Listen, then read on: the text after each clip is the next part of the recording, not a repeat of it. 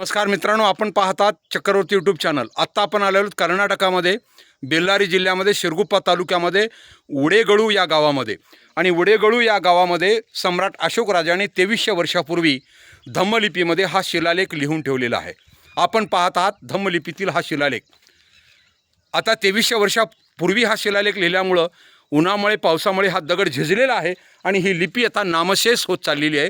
याला कुठल्याही प्रकारचं संरक्षण नसल्यामुळं, उघडा असल्यामुळं ही लिपी आणि या लिपीची अक्षरं या ठिकाणी पूर्णपणे पुसले गेलेले आहेत। परंतु कधी काळी हा शिलालेख या ठिकाणी स्पष्ट दिसत होता आणि एका मोठ्या अखंड शिळेवर सम्राट अशोक राजांनी धम्मलिपीमध्ये आपला बुद्ध धम्माचा संदेश या लिपीच्या माध्यमातून, या लेखाच्या माध्यमातून देण्याचा प्रयत्न या ठिकाणी केलेला आहे। आणि म्हणून चक्रवर्ती यूट्यूब चॅनल प्रत्येक शिलालेखापर्यंत जाऊन पोहोचलेला आहे। हिमाचलपासून ते कर्नाटकामध्ये, ओडिसा राज्यामध्ये, बिहार, मध्य प्रदेश, उत्तर प्रदेश, राजस्थान, हरियाणा, पंजाब या सर्व राज्यामधील शिलालेख, लेणी, स्तूप, विहारे, विद्यापीठे या सर्व बौद्ध स्मारकांचा अभ्यास करण्यासाठी, संशोधन करण्यासाठी हे चॅनल प्रत्येक बौद्ध स्मारकाच्या जवळ जातं आणि त्याची माहिती देण्याचं काम या ठिकाणी करत आहे।